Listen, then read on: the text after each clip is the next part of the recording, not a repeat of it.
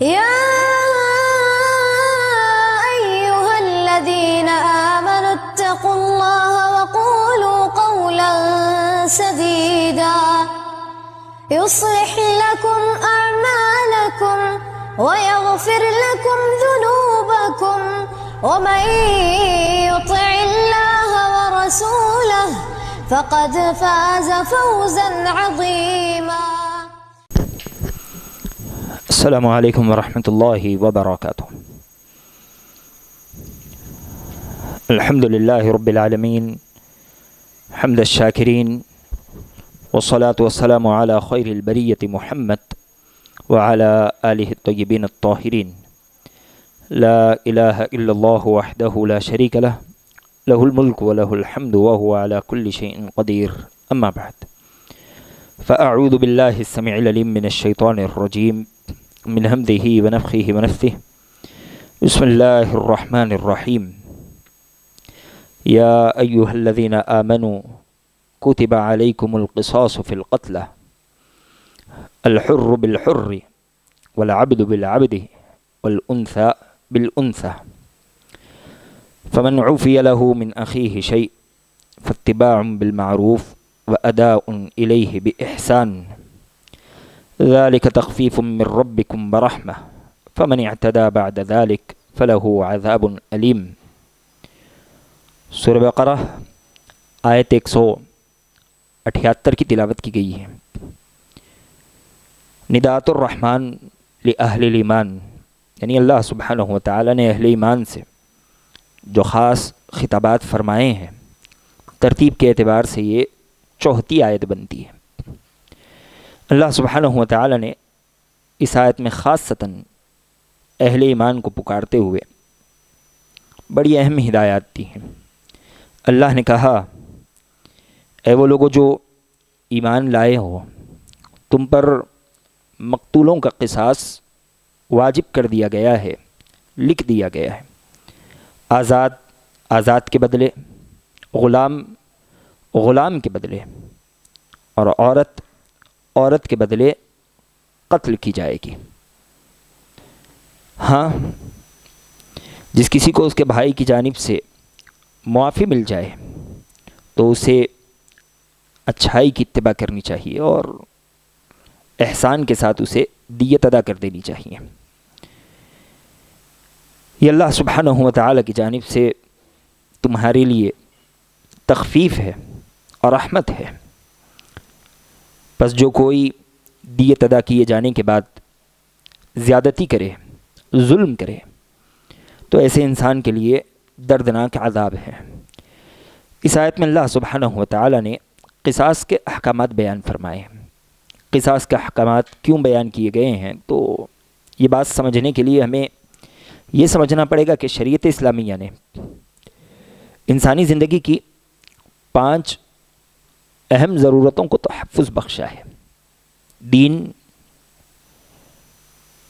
نفس، نسل، عقل اور مال. شریعت اسلامیہ نے ان 5 چیزوں کی حفاظت کی ضمانت دی ہوئی ہے. انہی 5 چیزوں میں سے ایک اہم ضرورت ہے حفظ النفس، انسانی جان کی حفاظت. اللہ سبحانہ و تعالی نے اس آیت میں انسانی جان ہی کی حفاظت کی خاطر قصاص کے احکامات بیان فرمائے. قصاص کے احکامات بیان کرنے کی ضرورت کیوں پڑی؟ اگر ہم دور جاہلیت دیکھیں گے تو ہمیں پتہ چلے گا کہ واقعی قصاص کے ان احکامات کی کس قدر سخت ضرورت تھی. جاہلیت میں ہوتا یہ تھا کہ اگر کوئی کمزور قبیلے والا کسی طاقتور قبیلے کے شخص کو قتل کر ڈالتا تو طاقتور قبیلہ اپنے شخص کے بالمقابل کمزور قبیلے کے کئی افراد کو، یا پھر اگر بس چلے تو سارے کے سارے قبیلے کو تہس و نہس کرنے کی کوشش کرتا. ایسا ہی ایک واقعہ قبیلے بنو نذیر اور بنو قریظہ کا ہے، اور اس آیت کا شان نزول بھی یہی 2 قبیلے ہیں. ہوا یہ تھا کہ قبیلے بنو نذیر والوں نے پچھلے زمانے میں ایک جنگ میں بنو قریظہ کو دبا دیا. اب بنو قریظہ کمزور ہو گئے.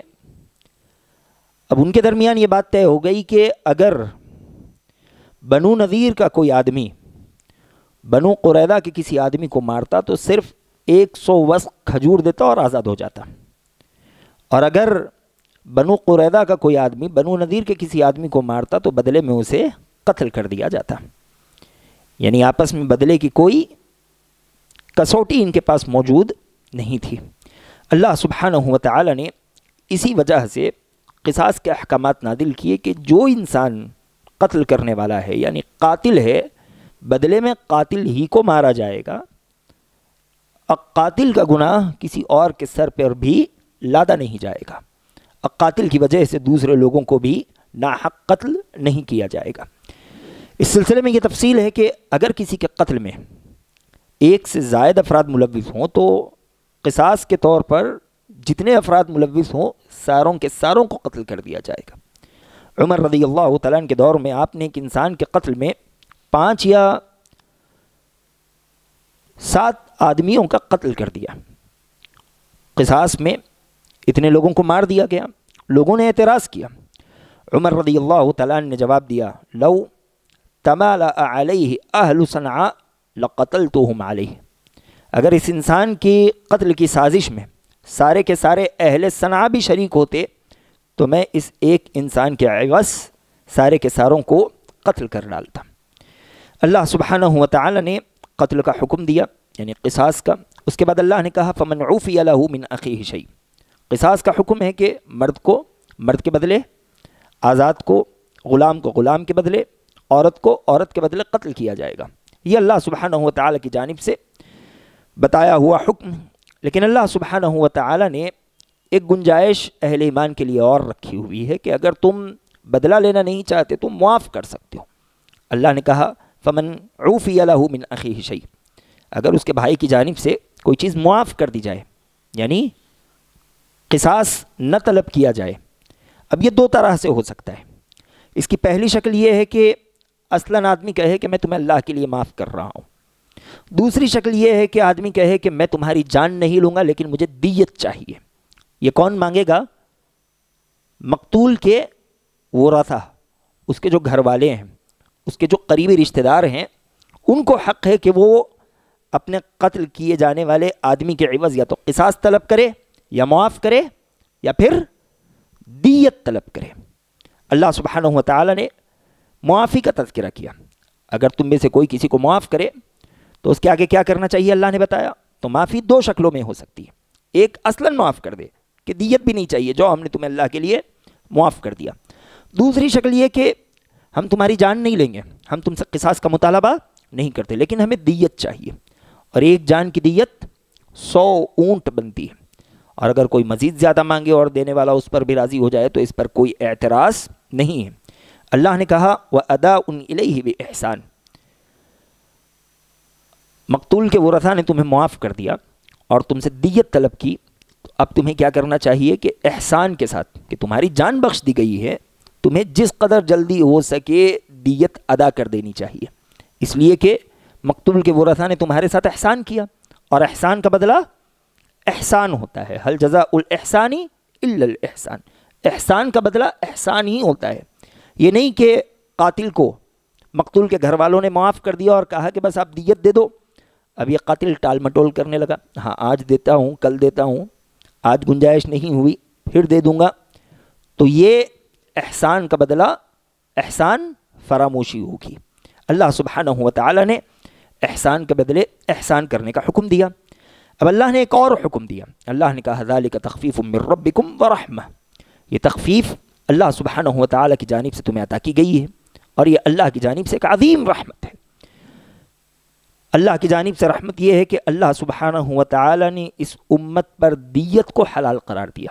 امام قتادہ رحمہ اللہ علیہ کہتے ہیں کہ دیت یعنی قتل کیے جانے کے عوض 100 اونٹ جو بدلے کے طور پر مقتول کے ورثہ لیتے ہیں، یہ اسی امت پر حلال ہے۔ پچھلی امتوں میں سے کسی کے پاس اس چیز کو اللہ نے حلال قرار نہیں دیا تھا۔ اہل تورات کا معاملہ یہ تھا کہ بدلے میں یا تو قتل کرو یا معاف کرو، تمہارے لیے دیت کی کوئی گنجائش نہیں تھی۔ اہل انجیل کا معاملہ یہ تھا کہ اگر کسی نے تمہارے کسی آدمی کو قتل کیا ہو، معاملہ اللہ دیکھے گا، دنیا میں تمہیں معاف کر دینا پڑے گا۔ لیکن اللہ سبحانہ و تعالی نے امت محمدیہ پر 3 راستے رکھے ہوئے ہیں۔ اللہ نے 3 طرح سے ان پر رحم کیا ہوا ہے. اگر بدلہ چاہتے ہو قصاص کا دروازہ کھلا ہے.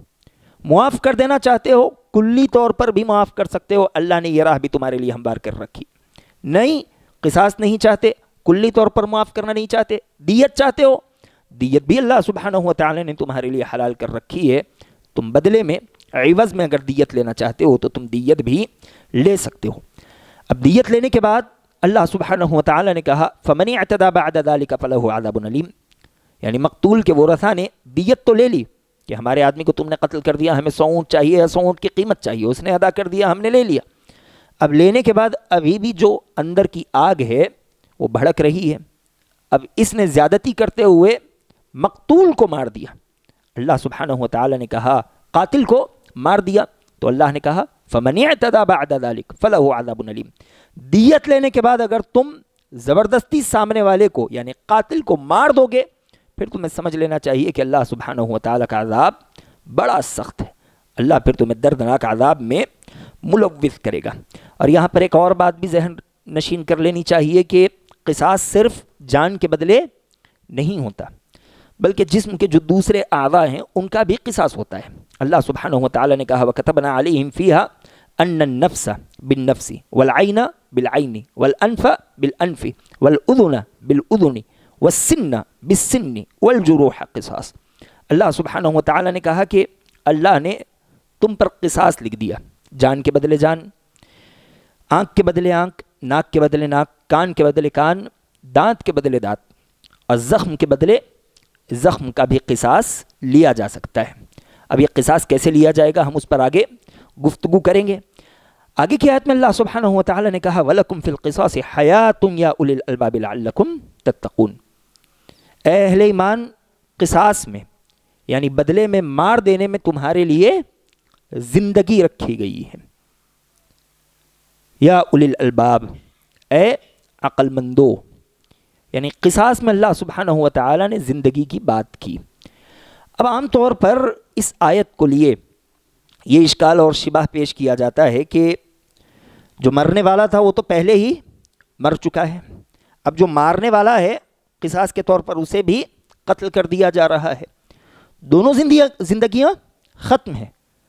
پھر اللہ سبحانہ و تعالی نے یہاں حیات کا تذکرہ کیا کہ وَلَكُمْ فِي الْقِصَاصِ حیات, کہ تمہارے لیے قصاص میں زندگی ہے. یہ بات سمجھ نہیں آتی. یہ بات انہیں سمجھ نہیں آتی جن کے پاس عقل نہیں ہوتی, وگرنہ جو عقل مند ہوتے ہیں انہیں بات بآسانی سمجھ آتی ہے. اور اللہ سبحانہ و تعالی کا یہ فیصلہ فطرت کے عین موافق ہے, مطابق ہے. وہ کیسے؟ اگر قاتل کو بدلے میں قتل نہ کیا جائے, اسے ایسے ہی عادات چھوڑ دیا جائے, وہ تو معاشرے میں دندناتے پھرے گا, وہ اپنی جرت محسوس کرے گا, مزید کچھ ناحق لوگوں کا قتل کر دے گا, جیسا کہ آج ہمارے معاشرے میں ہم دیکھ رہے ہیں.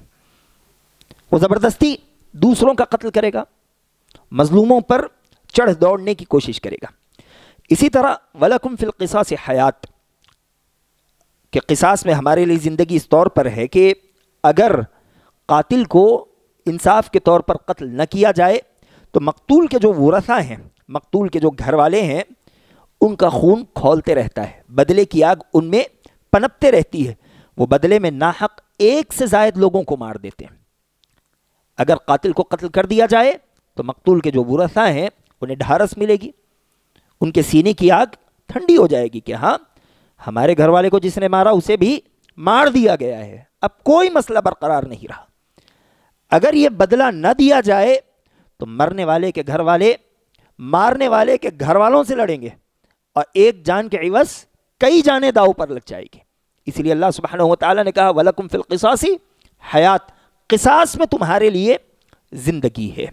اور اسی طرح ایک تیسری شکل بھی ہے, وہ یہ کہ اگر قاتل کو لوگوں کے درمیان قتل کر دیا جائے تو آگے زمانے میں کئی اٹھنے والی گردنیں ڈر کر بیٹھ جاتی ہیں کہ اگر میں کسی کو ناحق ماروں تو میرا بھی انجام یہی ہونے والا ہے.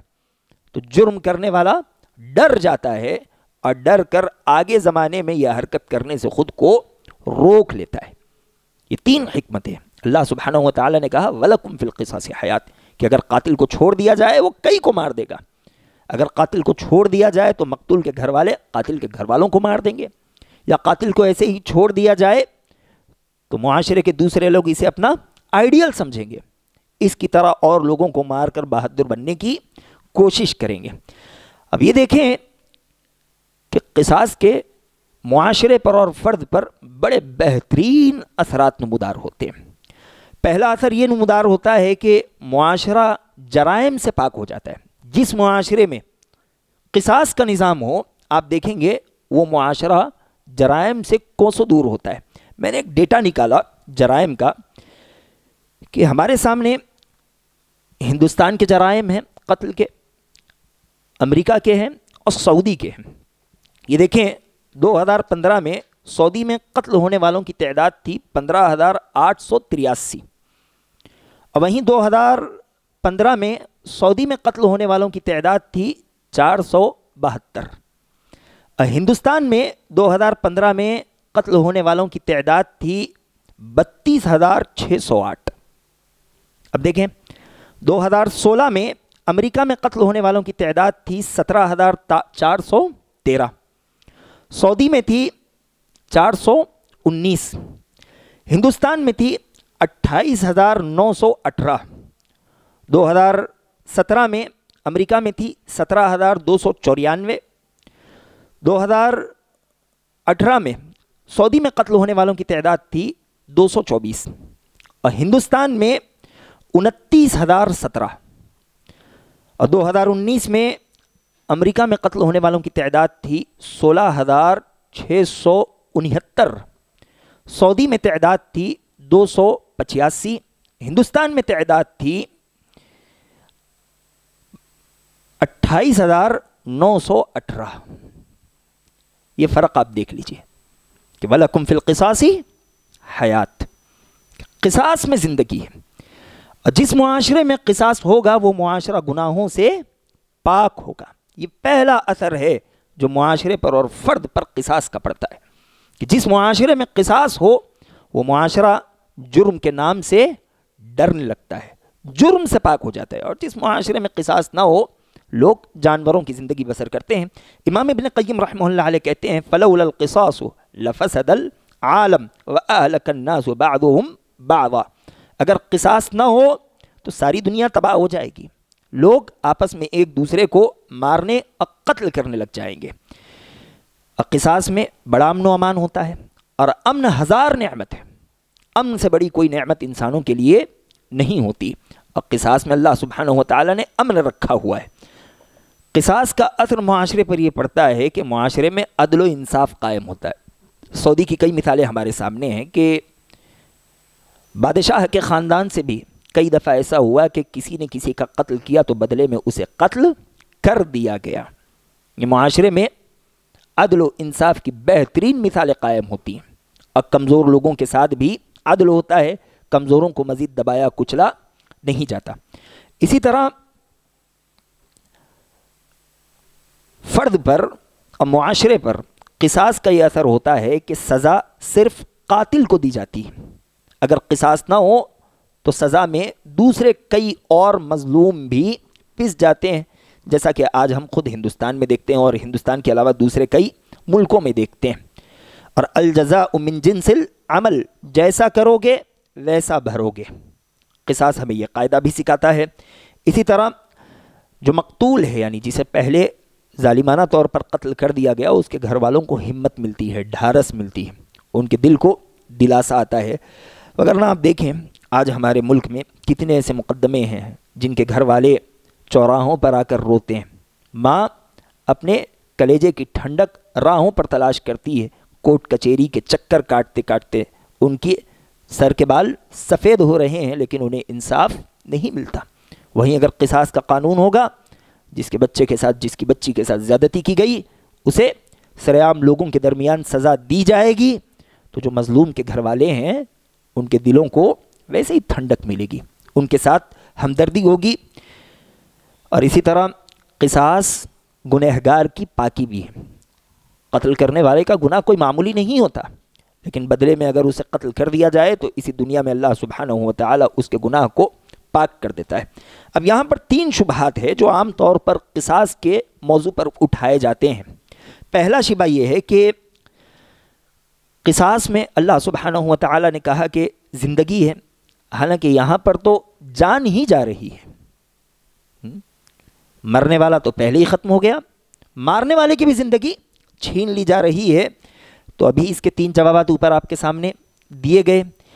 اور اسی طرح یہ دیکھیں کہ کبھی کبھار دفع مضرت انسان کے لیے ضروری ہوتی ہے کہ جو چیز تکلیف پہنچانے والی ہے اس کو دور ہٹانا ضروری ہے۔ مثال کے طور پر اگر انسانی جسم کا کوئی عضو خراب ہو جائے، آپ اسے کیا کریں گے؟ سنبھال کر رکھیں گے، ایک وقت تک علاج کی کوشش کریں گے۔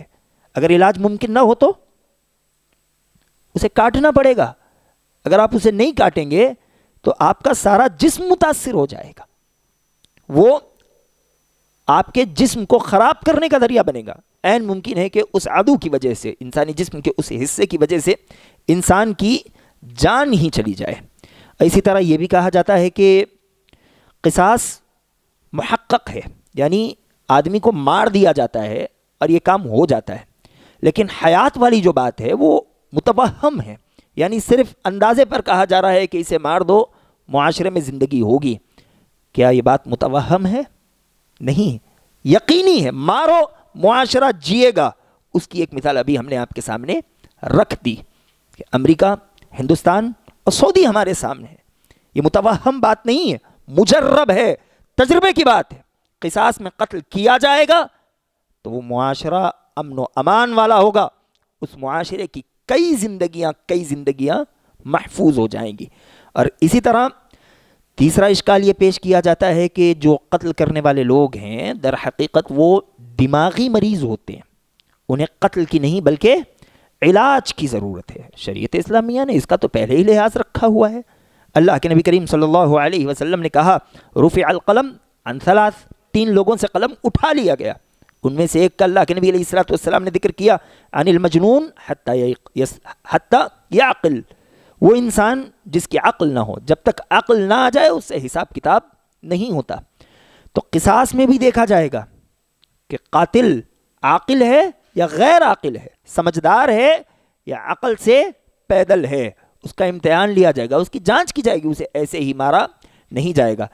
لیکن جو حقیقت میں دماغی مریض نہ ہو بلکہ گناہوں کا مریض ہو، اس انسان کا علاج اس کی سزا ہی ہے۔ اب آخری بات کہتے ہوئے ہم اپنی بات کو ختم کریں گے کہ قصاص کی کچھ شرائط ہیں۔ ایسے نہیں کہ ہمارے گھر کے کسی فرد کو نعوذ باللہ لا قدر اللہ کسی نے مار دیا تو ہم نے اٹھ کر اس کا قتل کر دیا اور ہم کہنے لگے کہ قرآن مجید میں اللہ نے کہا وَلَكُمْ فِي الْقِصَاصِ حیات، کہ جان کے بدلے جان لو، اسی میں تمہاری زندگی ہے۔ نہیں، شریعت اسلامیہ نے اس کے کچھ شرائط، اس کے کچھ اصول بھی بنائے ہوئے ہیں۔ قصاص کی سب سے پہلی شرط ہے کہ قصاص اسلامی حکومت میں حاکم کی سرپرستی میں ہوگا۔ جہاں اسلامی حکومت ہوگی، جہاں حاکم کا غلبہ ہوگا، حاکم فیصلہ کرے گا یا حاکم کا نائب قاضی یا جج فیصلہ کرے گا، وہ سارے دلائل دیکھے گا، ثبوت دیکھے گا، حالات کا جائزہ لے گا، اس کے بعد وہ فیصلہ کرے گا کہ ہاں واقعی اس نے قتل کیا، بدلے میں اسے قتل کیا جانا چاہیے، نہیں کیا جانا چاہیے، یا اس کی دیت ہوگی۔ تو قصاص کی پہلی شرط ہے کہ قصاص کہاں ہوگا؟ جہاں اسلامی حکومت ہو، اور صرف اسلامی حکومت کا ہونا کافی نہیں ہے بلکہ وہاں حاکم ہو اور وہ اسلامی شریعت کے مطابق فیصلہ کرنے والا ہو۔ دوسری شرط ہے کہ قتل کرنے والا مکلف ہو، یعنی عقل مند ہو، بالغ ہو۔ اگر بچے نے کسی کو مار دیا تو بدلے میں بچے کو قتل نہیں کیا جائے گا بلکہ بالغ آدمی ہو۔ اب بالغ آدمی نے بھی مار دیا تو فوری اسے قتل نہیں کیا جائے گا، دیکھا جائے گا کہ کیا واقعی اس کی عقل درست ہے یا آدمی دیوانہ ہے، مجنون ہے، جاتے ہوئے پتھر اٹھایا کسی کو مار دیا، وہ مر گیا، کیا تو کیا بدلے میں اسے مار دیا جائے گا؟ نہیں مارا جائے گا، اس لیے کہ مجنون ہے، اور مجنون سے اللہ سبحانہ و تعالی نے قلم اٹھایا ہوا ہے۔ اور تیسری شرط ہے کہ قاتل و مقتول دونوں برابر ہوں۔ جیسے قتل کرنے والا آزاد ہے، اس نے کسی غلام کو مار دیا تو بدلے میں اسے قتل نہیں کیا جائے گا بلکہ شریعت اسلامیہ نے اس کے احکامات رکھے ہوئے ہیں۔ اگر مقتول ذریت میں سے ہو تو قاتل کو قتل نہیں کیا جائے گا۔ مثال کے طور پر باپ نے بیٹے کو مار دیا تو باپ کو قتل نہیں کیا جائے گا بلکہ اس پر مقدمہ چلے گا اور اس کے لیے جو سزا ہو سکتی ہے وہ طے کی جائے گی۔ اسی طرح قتل عمدن ہو، قتل کی 3 شکلیں ہوتی ہیں. ایک ہوتی ہے قتل عمد، تو جو عمدن مارنے کی نیت سے مارے اور ویسے ہتھیار کا استعمال کر کے مارے، چھری، کلہاڑی، زہر، اسے قتل عمد کہتے ہیں. عام طور پہ اسی سے قتل ہوتا ہے، کسی کا گلا گھونٹ کر مار دینا، یہ قتل عمد ہے. تو قتل عمد میں قصاص ہوتا ہے. اس قتل عمد کے علاوہ بھی 2 اور قتل ہوتے ہیں. ایک ہوتے ہیں قتل شبہ عمد اور ایک ہوتا ہے قتل خطا. قتل شبہ عمد کیسے ہوتا ہے کہ لگتا تو ایسی ہے کہ اس نے مارنے کی نیت سے مارا، لیکن اس کے پاس جو ہتھیار تھا عام طور پر اس ہتھیار سے قتل نہیں ہوتا. مثال کے طور پر 2 ساتھی لڑ رہے ہیں، اس نے اٹھا کر اسے گھوسا مارا اور سامنے والا مر گیا، تو کیا اسے عمدن قتل کہیں گے؟ عام طور پر گھوسے سے کوئی نہیں مرتا. اسی طرح اس نے اٹھا کر اس کے سر پر چھوٹی سی لکڑی سے مارا، کوئی ایسی رگ پہ مار پڑی جس کی وجہ سے وہ مر گیا، تو بدلے میں اسے قتل نہیں کیا جائے گا بلکہ اس سے دیت وصول کی جائے گی، اس لیے کہ عام طور پر اس طرح سے لوگ مرتے نہیں ہیں. اور تیسرا قتل ہوتا ہے قتل خطا. آپ کی نیت ہی نہیں تھی، آپ اپنے کسی کام میں مشغول تھے لیکن سامنے والے سے ٹکر ہو گئی، یا آپ کی تیر آپ پرندے پر چھوڑنا چاہتے تھے، وہ سامنے کسی شخص کو لگ گئی جا کر، یہ قتل خطا ہے. قتل خطا کر بھی قصاص نہیں ہوتا، اس کی بھی دیت ہوتی ہے. تو شریعت اسلامیہ نے اس قدر باریک احکامات بنائے ہوئے ہیں. عام طور پر جب یہ اشکالات، شبہات غیروں کی جانب سے ہمارے نوجوانوں کے اوپر پھینکے جاتے ہیں تو ہمارے نوجوان بوکھلاہٹ کا شکار ہوتے ہیں. انہیں شرم محسوس ہوتی ہے یہ کہتے ہوئے کہ شریعت اسلامیہ میں قصاص بھی رکھا گیا ہے، بدلے کے طور پر ایک انسان کو قتل کر دیا جاتا ہے. بلکہ آپ کو ڈٹ کر کہنا چاہیے کہ اللہ سبحانہ و تعالی نے جو قصاص کے احکامات دیے ہوئے ہیں وہ صحیح احکامات ہیں. اس دنیا کا جو سب سے بہتر حکم ہو سکتا تھا، اللہ سبحانہ و تعالی نے وہ بہتر حکم اس شریعت میں رکھا ہوا ہے. آپ کے سامنے کچھ جوابات رکھے گئے ہیں، معقول جوابات ہیں، فطرت سلیمہ ان جوابات کو قبول کرتی ہے. آپ کو پڑھنے کی ضرورت ہے، آپ پڑھیے تاکہ اس دین اسلام پر جو اشکالات اور جو سوالات اٹھائے جا رہے ہیں آپ کے حلقے ہی میں صحیح، آپ اپنے حلقے میں، اپنے دائرے میں، اپنے حدود میں دین اسلام کا دفاع کرنے کی کوشش کیجیے. باقی جو باتیں ہوں گی انشاءاللہ آئندہ دروس میں بیان کی جائیں گی. دعا ہے کہ الہ العالمین جو باتیں کہی گئی ہیں سمجھتے ہوئے اس پر عمل کرنے والا بنا. آمین. سبحانک اللہم و بحمدک اشہد ان لا الہ الا انت استغفرک و اتوب الیک وآخر دعوانا الحمد للہ رب العالمین والسلام علیکم ورحمۃ اللہ وبرکاتہ.